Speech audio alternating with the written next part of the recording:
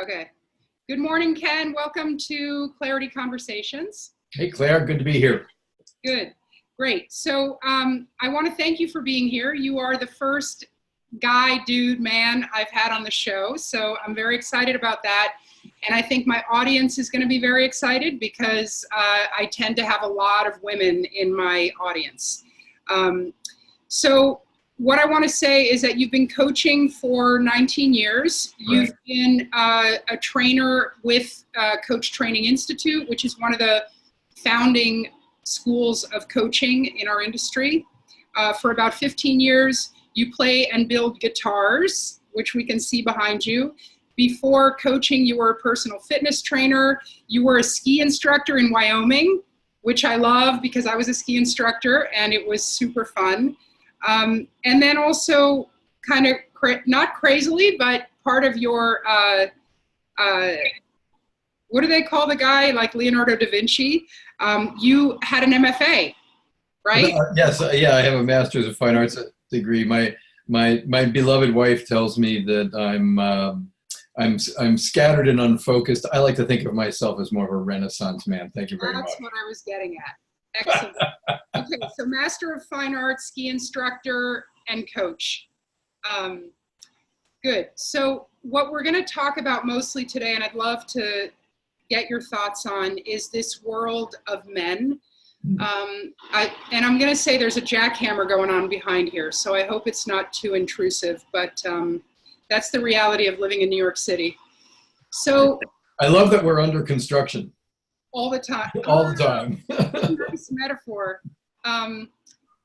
So I've been asking you about being on my show for a little while because I think that so many of the women that I work with would love for the men in their lives to engage in personal growth. But more importantly, very recently, I've been reading some of the Brene Brown work, and I am so moved and touched when she talks about how she originally thought that shame and vulnerability were really a women's topic, and that in fact, when she started working with men, she realized just how much men often struggle and suffer from this idea of being, you know, a hero on a white horse, you know, never cries, never is afraid, never is sad. And that really, the pressure of that can be quite imprisoning for men. So that's kind of, if you have something to jump in with now, otherwise I can ask a question, but you look like you're nodding, so go ahead. Yeah, well, what I love that you're pointing that out right here at the top of the conversation, because that is, boy, if you look at that expectation that is placed on men, both by other men, you know, on boys as they're growing up, and sometimes unconsciously by the women in their lives, it is a tall order. And when you really look at it, is that even possible? And the short answer is no. Yeah. Well, and it's interesting that, you know, not to drag my husband into it, but I know the times when he's expressed doubt, career or whatever, there's a tiny part of me that's like, you know, that doesn't want to hear it. I know it. And I try to let that fear pass. But I get that it works both ways. Yeah. So then let's start with, you've worked with so many men, and I know this is a broad question, but in the context of where we began the conversation, what's going on with men? That is a broad question. Yes. That is a broad question, and it needs some context in terms of what's going on in the culture. And when you look at the larger picture of what's going on in the culture, all right, you know, here we are, 2019. We're recovering in many ways from the shock, if you will, of the Me Too movement. There's a tremendous amount of confusion about what men's roles are anyway, you know, as women have gained a greater foothold, thank goodness, in the working world. You know what I would say, and this is not necessarily a very satisfying answer, but I think it's the real answer, is that if there were ever a confusing time to be wandering around the world in a male body, this would be it. You know, and that's really a short bottom line answer. And I'll just add a little bit to it. You can ask me follow-up questions. But what I know from working with the men that I work with is that you know, there's a lot of men out there who are I'm going to say they're suffering in silence, you know, because of what we mentioned earlier, the idea of got to be the knight on the white horse, got to be stoic and rational, put your feelings on the back burner, pretend there aren't any, et cetera, et cetera. So it's a challenging time. You know, I find myself doing a lot of remedial emotional education, and it's great. You know, it's great because there's also a listening for and a hunger for, oh, okay, you know, there's all these parts of myself that I set aside, and I know now, and most of the men that I work with are middle-aged. I know that it was kind of like cutting off a limb to leave those things behind. It's time to go back and pick them up.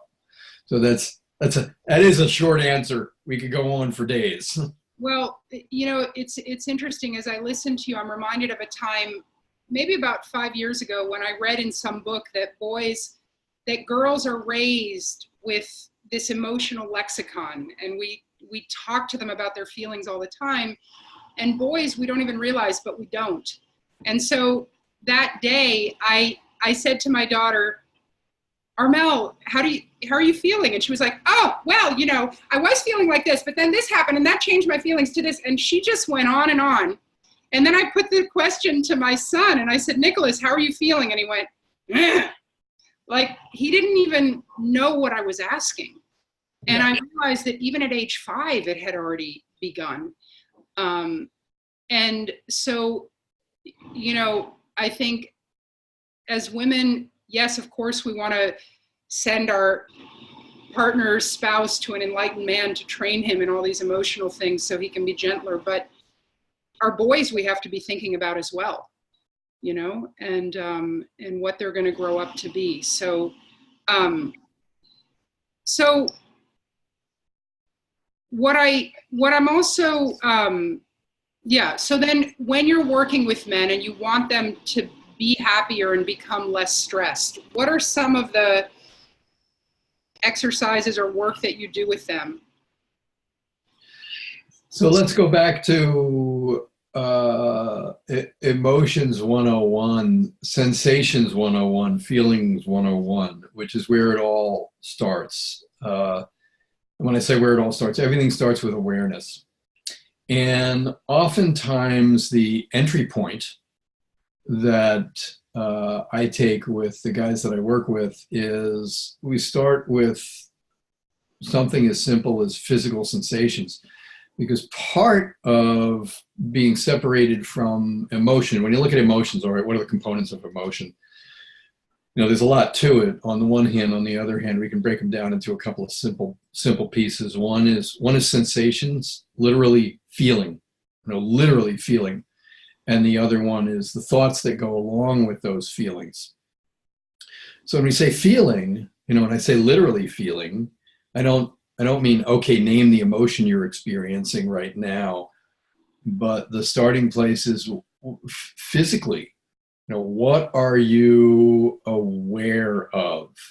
Mm-hmm. And it's amazing how often I hear, well, what do you mean by that? What am I, are you aware, if you're sitting down, are you aware of what it feels like to sit in a chair? Are you aware of the pressure of the chair on your back? Are you aware of the weight? If your feet are on the floor, are you aware of the weight on the bottom of the soles of your feet?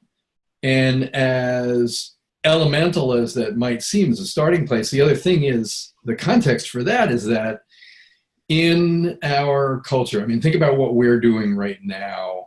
We're talking over a computer.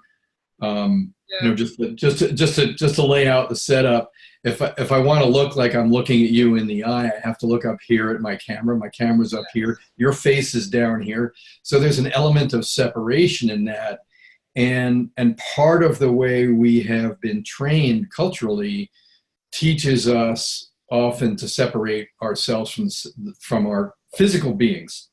So that's the doorway in. Often that's the doorway in. And from there we add, okay, now notice too, what are you thinking at the same time? Yeah. Well, I just had an argument, I just had an argument with my boss, or I received an email that tells me I have to do something that I wasn't expecting. So, I notice, all right, I'm kind of tense and I'm having the thought that I want to kill my boss right now. All right, that's really good information. Like, okay, we call that anger. Or frustration, or et cetera. So those are some of the ways. Those are some of the ways in. Okay, cool. Yeah, it's a very slow beginning, and I have to say, as I'm listening to you, I'm wondering, have you always just sort of understood this, or did you have your own like moment of realization with all this? Like, were you a caveman before Ken, and then you became enlightened? Like, what happened? I love that you think I'm enlightened. I do. No, interestingly enough, so I definitely did not have the emotional vocabulary that I have now. I didn't necessarily have the emotional literacy and fluency that I like to think that I have now. What I did have was a tremendous amount of sensitivity, which you can imagine, again, as a male child, was not necessarily encouraged in my family. Great. I consider myself blessed in terms of my family, but my upbringing, and there was I did hear a lot. Oh, you're too sensitive. You're so sensitive. You're this. You're that. So no, I wouldn't exactly call myself a cave. I wouldn't say that I was a caveman. I would say in many ways I was on the other end of the spectrum. Yeah. I knew that I was feeling a lot, and growing up in this culture, there was no place for those feelings to go. So I didn't necessarily, I didn't learn to express them in healthy or productive ways. I'm going to say probably until, there was definitely moments of breakthrough and discovery that came much later, probably in my 40s. Okay, cool. Yeah, so you know a little bit about not both sides of the equation, but you have perspective about the expectations and and how to learn to deal with those expectations, right? I would say a lot of experience with the expectations, with with the traps that the culture lays. Yeah. Yeah, a lot. Okay, well, and that's why you're able to help people. I think that potentially my final question, but is that one of the things I've noticed a lot with my husband is that I spend my life in the world of emotions and all of that and behavior, and yet there are times when he touches on something in someone that I didn't even see. And he can be so perceptive that I'm really blown away. And I guess what I'm curious about also is, what is this sort of untapped, men have the sensitivity. So how do we listen to them, or how do we learn from them? Because there's a lot of stuff that men, maybe they're more rational, but they see things that I know I don't.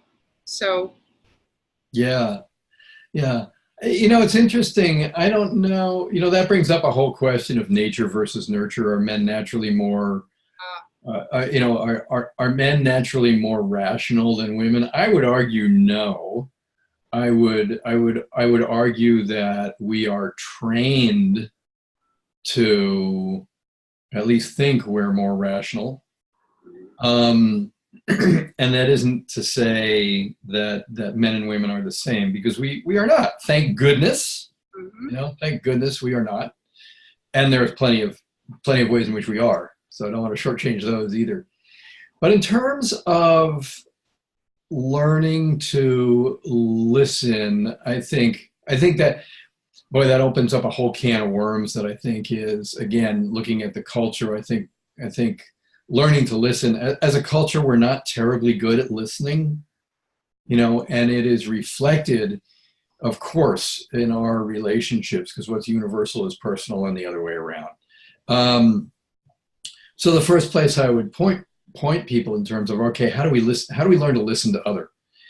A great place to begin is with the assumption that even though we may share space, even though, in your case, you and your husband, you have children together, we share space, we're intimate with one another.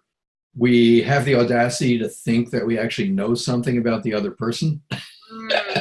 And oftentimes that's the thing that gets in the way. So I think the first place to begin is by cultivating a childlike sense of curiosity and wonder. Because in many ways, even though we can be that close with one another, and at times we're just tracking, beautifully, at the same time, if we're really curious, we'll find out that we can share an awful lot, and we can still live in completely different worlds. Yeah. And to develop I think if you look at great relationships across the board, oftentimes one of the hallmarks of a great relationship is that both people in that great relationship have learned to be wildly curious about what life is like for that in that other person's world. Yeah. So that would be the starting place. Be wildly curious. Yeah, be wildly curious, and know that because my beloved partner, my intimate, lives in another world, doesn't mean that that's actually not about me. Yeah. And there's a tremendous amount to learn over there by being curious and by listening. Yep. And of course, naturally, as I'm listening to you, I'm thinking in my head, where do I fall on this? Am I doing a good enough job? But then and I think you've already answered what my final question was going to be, is as women, how can we be better partners? And I think listening is the first step, right? And listening without fear about what we're going to hear. Listening without fear of what we're going to hear. And this cuts both ways, of course. Yeah. Because I know for a lot of I'll say this, for most of the men, that I'm working with, it's another piece. How do I enhance my relationship? How do I enhance my intimate relationships? Well, how's your listening? Are you listening with curiosity, or are you listening because you actually think because someone's talking to you, they're talking to you because they need a problem solved? Yeah. And it does cut both ways. So yeah, curiosity is the, assumption is the great killer of intimacy, and listening is the soul food, if you will, of great relationship. So great. Awesome. Yeah. All right, Ken, I know we both have so much, we have so much going on, and you have so much going on. As we close, will you just say, I'm going to put the name of your business and a link to your website on the blog post connected to this, but just say it again for how do people reach you, and what is the name of your business? Okay, so the name of my business is Cirrus Leadership. My website is Cirrus Coaching, CIRRUS Coaching, all one word, Yep. .com. And my email, best way to reach me is always via email, ken@cirruscoaching.com. Perfect. Excellent. All right. Thank you so much for being on the show. I wish we could go on for longer, but I think this has been incredible, and I want to thank you for participating. Thank you, Claire. It's been a delight. Okay. Have a great weekend. Take care. Thanks. Bye.